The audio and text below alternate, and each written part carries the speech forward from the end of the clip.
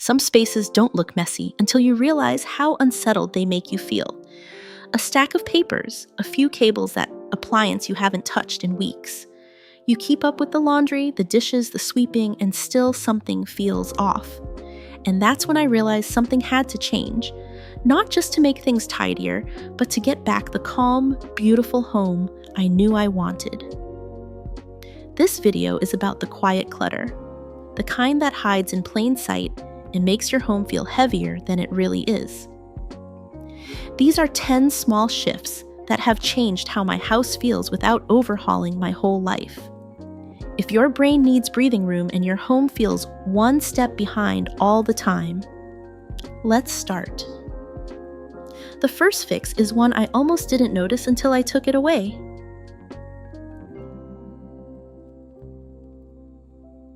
The first way to shift the feeling in your home starts right in the kitchen on a surface you walk past every single day. You can mop the floors, load the dishwasher, even light a candle and still feel like the room is a bit chaotic. If that sounds familiar, take a closer look at your fridge door. What's stuck to it? Reminders, permission, slips, old coupons, a drawing from 3 months ago. All harmless things until they start talking to you the moment you enter the room. Here's the change that made the difference for me. Clear it completely. Take every single item off. Then create a simple, quiet home for the essentials, maybe a corkboard inside a cabinet or a whiteboard behind a pantry door.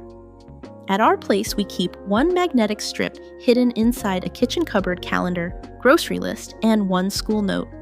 That's it. You don't need to get rid of memories or systems, you just need to move them out of your line of sight. Because clutter isn't always on the floor. Sometimes it's right at eye level, stealing your focus without you realizing it. And if you've ever felt like your home just doesn't flow the way other homes do, tomorrow's video will be a game changer. I'll be sharing 5 quiet rules that completely shifted how my house runs and how I feel inside it. They're not fancy, but they're the reason I finally stopped feeling behind all the time. Don't miss it. Now let's look at something even more subtle, the clutter that lives on your floors right out in the open.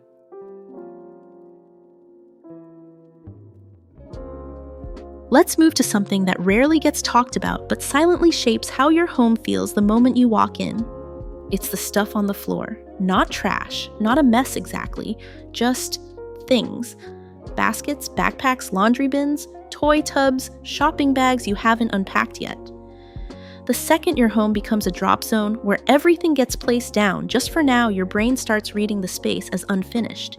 Even if everything else is tidy, the items on the floor make it feel like the work's not done.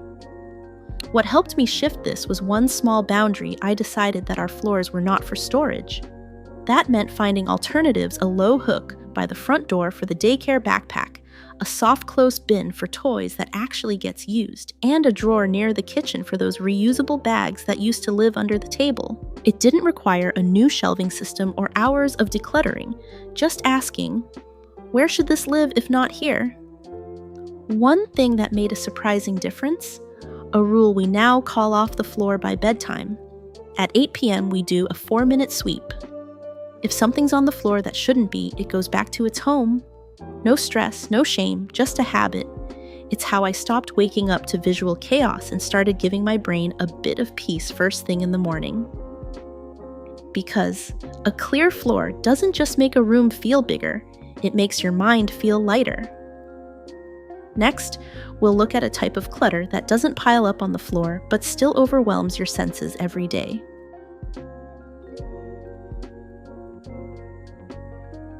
Next, let's talk about open shelves, the ones that were supposed to bring personality and charm but somehow became a visual headache. You might have started with a few framed photos or a candle, and before you knew it, every empty spot begged to be filled. A vase here, a stack of books there, a plant, another photo, maybe a decorative bowl.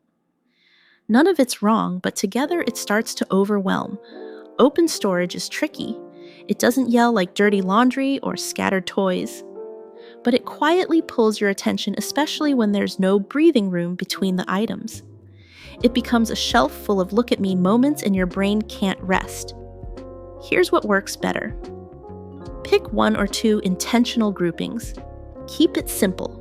A set of 3 items all in similar tones or textures. Vary the heights.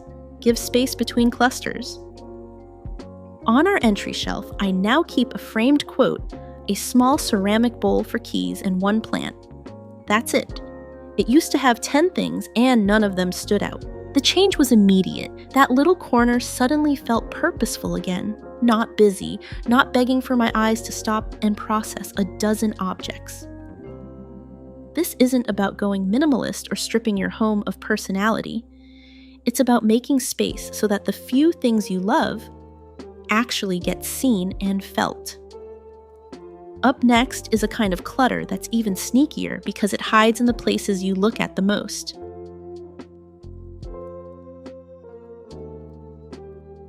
And the next stop is the kitchen, not the messy part, but the part that feels heavy. You're not leaving dishes out. The counters are technically clean. But something about the space just feels busy. One of the biggest silent culprits, those specialty appliances we only use now and then. The waffle maker, the holiday serving tray, that juicer you swore you'd use every morning but haven't touched in months. They live on your counter because they don't seem messy, but they take up space you use every single day. Here's what changed everything for me. I gave those items a home away from home.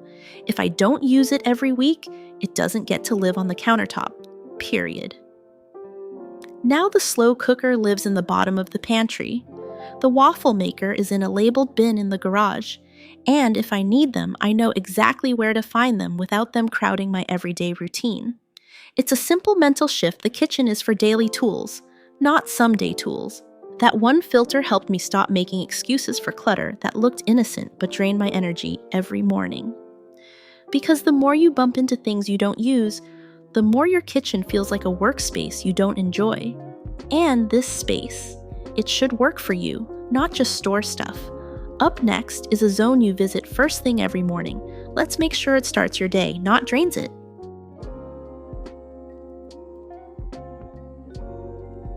So here's another one, the space you enter while still half dreaming. The bathroom counter. That small surface quietly sets the tone for your entire morning, whether you realize it or not. When the counter is crowded with skincare bottles, makeup bags, brushes, hair ties, and half-used products, your brain goes into decision mode too early. Before coffee, before calm. You're already choosing, sorting, stepping around things, and that low-level stress follows you all day. The shift here doesn't require less self-care. It requires clearer boundaries. Instead of keeping everything out, divide your routine by time. Create one small tray for your morning essentials, cleanser, toothbrush, moisturizer. Another tray tucked under the sink or in a drawer for nighttime items, serums, makeup remover treatments. On my counter now, there are exactly 3 things. Everything else lives below. And the surprising part, I didn't stop using those products, I just stopped seeing them all at once. Mornings feel quieter, faster, more intentional. I don't brace myself when I turn on the light, I just started. Because how you begin your day matters more than we admit. And sometimes peace doesn't come from adding a routine, it comes from removing the noise around it. Next, we'll look at the clutter that doesn't belong to any room at all and somehow ends up everywhere.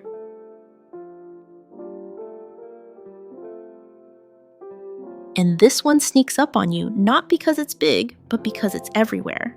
Charging cables, extra remotes, receipts. You might need one glove without a pair. They don't belong to any specific room. So they end up everywhere. Kitchen counters, entry tables, nightstands, even inside the couch cushions. And every time you see them, you either ignore them or waste brain space trying to decide what to do with them. They're not urgent enough to deal with, but they're just messy enough to bother you. Here's what changed the game for me. I gave those I don't know where this goes items a temporary home. A simple shoebox-sized container labeled "Hold for Now" sits in our hallway cabinet. When I come across something I don't have energy to organize, I don't leave it out. I drop it in the box. Then this part matters, I clear it out every Sunday. 10 minutes. That's it. It's become a tiny ritual that saves me hours of mental friction during the week. What's powerful about this is the shift in mindset. You don't have to instantly make the perfect organizing decision. You just need a holding space that keeps your surfaces clear and your brain from spinning. It's not laziness, it's a strategy. And it gives you space to live in your home without constantly needing to solve it. Next, let's look at the one spot that sets the tone the moment you walk through the front door.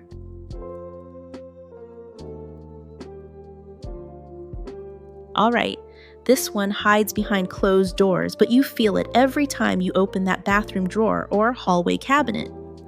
You're looking for a headache pill or your nightly serum, and you find 5 half-used tubes, expired vitamins, and 3 eye creams you forgot you owned. It doesn't seem like a big deal until it's every day. And slowly you stop reaching for things because the simple act of finding them feels exhausting. Here's the reset I do every season. Set a timer for 10 minutes. Open one shelf. Pull out everything you haven't touched in the past 3 months, expired meds.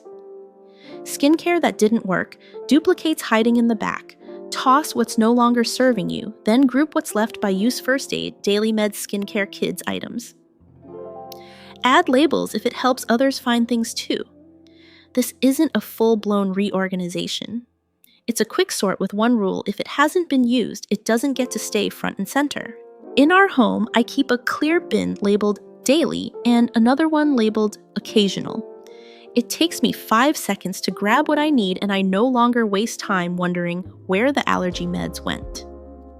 Because the goal of a cabinet isn't to store everything. It's to make sure the things you actually need are easy to reach. Now let's look at the spot where everyone drops their stuff first and how to stop it from becoming a permanent mess.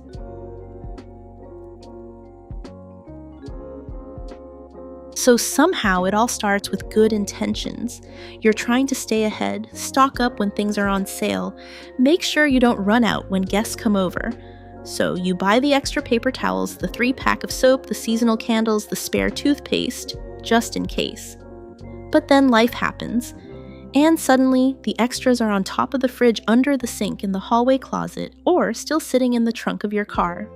The backup items meant to bring peace now live in random spots, and every one of those spots feels a little messier. Here's the reset I use. I created a simple backup zone. One small shelf in the linen closet. That's it. If it doesn't fit there, we don't buy more until we've used what we have. To keep it in check, I use labeled bins, one for paper goods, one for toiletries, and one for seasonal extras like candles or hand soap. Now, when I need something, I know exactly where to check, and I'm not tripping over a Costco-sized soap box in the laundry room. Here's the real insight. Preparedness doesn't mean more stuff. It means less searching. You don't need to hoard to feel calm. You just need a limit, a boundary that lets your home breathe. Because when every item has a home, you don't just gain storage, you gain control. Next, let's look at the final shift that ties all of this together.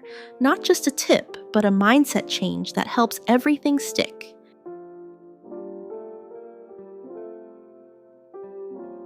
And this one isn't just a mess, it's about mood. Because the entryway is more than a drop zone. It's the emotional hand you're greeted with every time you walk through the door. And when that space is cluttered with shoes, bags, coats, empty water bottles, and random mail, it doesn't whisper you're home. It says you've got work to do. The chaos starts before you even take your shoes off. Here's a rule that saved our front door: 1 hook per person, 3 pairs of shoes per person. That's it. Everything else gets stored inside a closed cabinet or placed in a basket tucked away under the bench. For families, this kind of entryway system makes mornings and evenings smoother because no one's shouting, "Where's my backpack?" or tripping over sneakers by the door. For those living alone or as couples, it sets a tone of calm that carries through the house. In my home, I use a narrow shoe rack behind the door and a few sturdy wall hooks. One labeled, bin for umbrellas, one for grab-and-go items like masks and lint rollers. Nothing fancy, just consistent. The magic isn't in having a perfect mudroom, it's in reducing decision fatigue. When the door area is clear, it instantly signals you're allowed to exhale now. And that shift right at the threshold is what makes the rest of your home feel welcoming, not overwhelming. Next, let's look at how we take all these little wins and make them last. not with more effort, but with a smarter mindset.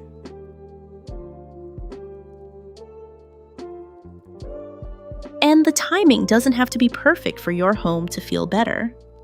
In fact, waiting is the very thing that keeps the clutter cycle alive. What if instead of a massive cleanup day, you simply chose one small action and scheduled it? That's the shift. Decluttering isn't an event. It's a rhythm, a mindset. Pick one tip from this video, just one, then write it in your calendar. It could be as small as tidy the bathroom counter Tuesday at 8:30 p.m. Clear out old chargers Saturday morning after coffee. Remove 5 expired meds Friday. 10 minutes max. These aren't chores.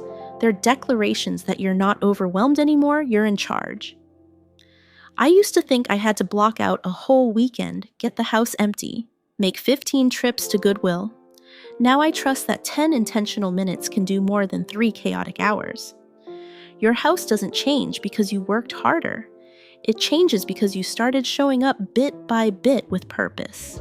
And that purpose grows. A tidy drawer gives you the energy to clear the counter. An organized shelf inspires you to finally tackle the hallway. This is how your home shifts, not in a burst, but in a quiet, steady reclaiming of space corner by corner.